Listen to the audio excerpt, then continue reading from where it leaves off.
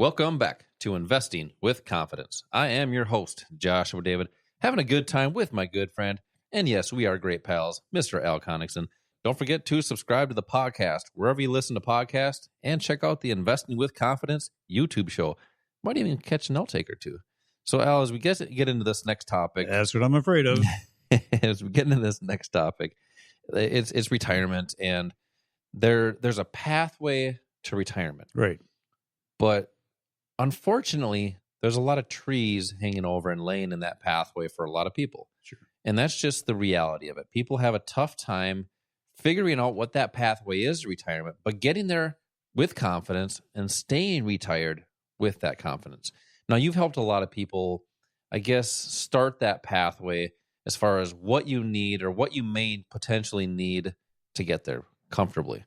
Now, It comes down to, first off, knowing what your retirements are, what they are doing, but also you need to know the rate of return that you need to get there. Sure. And most people don't understand how that's calculated. We're not going to get into how it's calculated here today, but what are some of the things that people can do, and here's a hint, to potentially take more control of their retirement pathway? Yeah, well, the sad truth is that most people, when you look at what they have for retirement, what they're counting on is something that they know very little about. It used to be years ago, most people had a pension that they could count on. It was managed by somebody, and there's kind of a guaranteed payout when you're retired.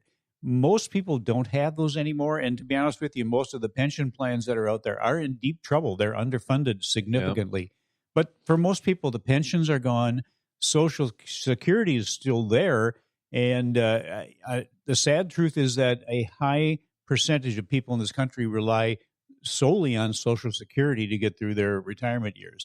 The other options that you have to help you get through, one is your savings, whatever you have in a 401k or 403b or a investment account, and the other is moving in with your kids. Probably not the best choice, at least as far as the kids are concerned. But the one thing you have control over, and you can take more control over, is that investment savings that you have. Most people just rely on an employer-sponsored plan. And to be honest with you, be honest with me, when you get home, take a piece of paper and write down what all of the holdings are in your retirement account, and why you have those particular holdings, how many changes you've made and why you've made changes. And most people would have a blank piece of paper. You're given a list of things to invest in, mutual funds primarily, maybe some ETFs, and now more and more are including stocks, but most of you are in mutual funds. Here's a list. You go ahead and you make a choice. If you want to make any changes, you make that change. So you're making the decisions within those accounts in most cases.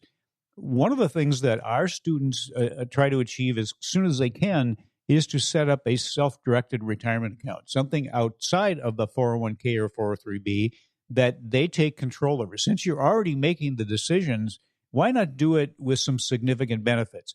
Those benefits are this. Number one, you eliminate fees. The fees that you are paying in your retirement accounts, it's like a bucket. If you have a big bucket and all your retirement money is going into that bucket, what if there's a hole in the bottom of the bucket and money is falling out? That's what the impact that fees have on your retirement accounts. And just a small fee, 2%, 3% can take hundreds of thousands of dollars away from what you could potentially have when you retire. So number one, ask yourself this. Are you going to retire? Can you retire? With what you have now and how that is progressing, can you retire?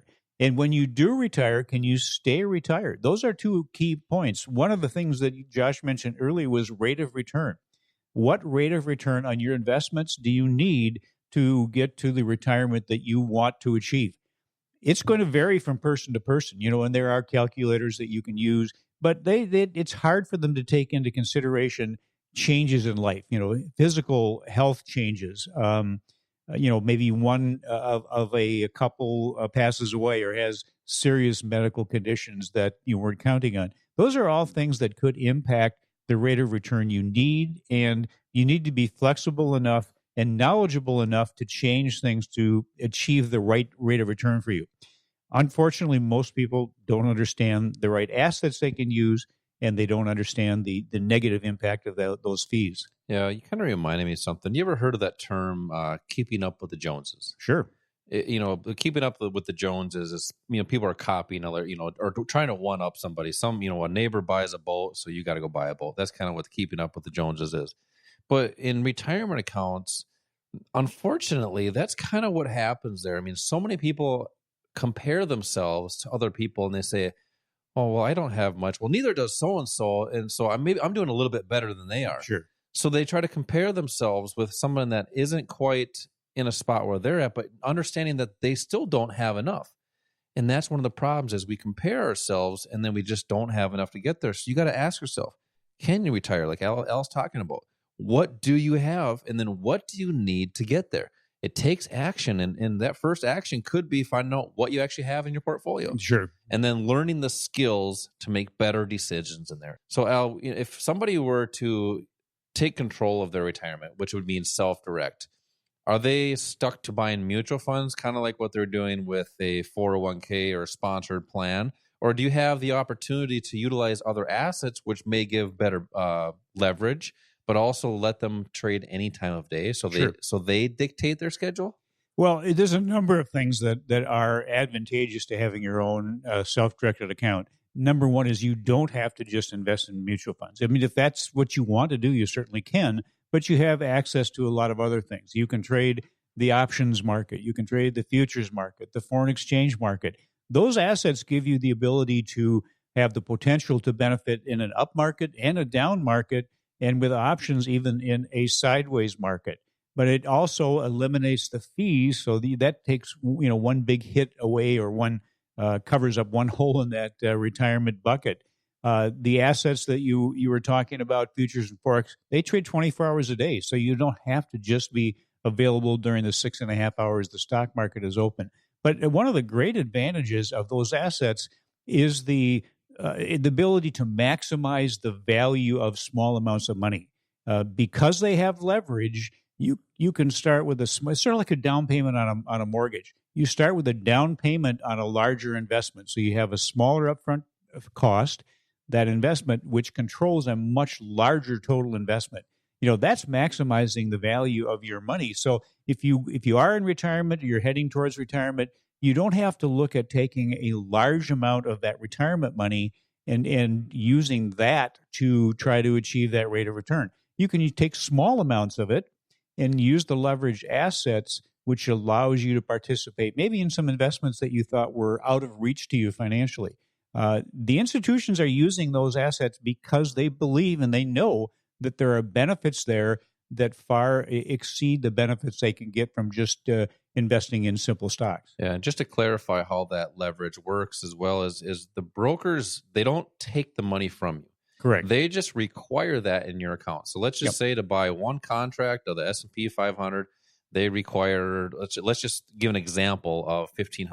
Mm-hmm. That's just required in your account, and you can buy a contract. Well, let's just say you have 3,000.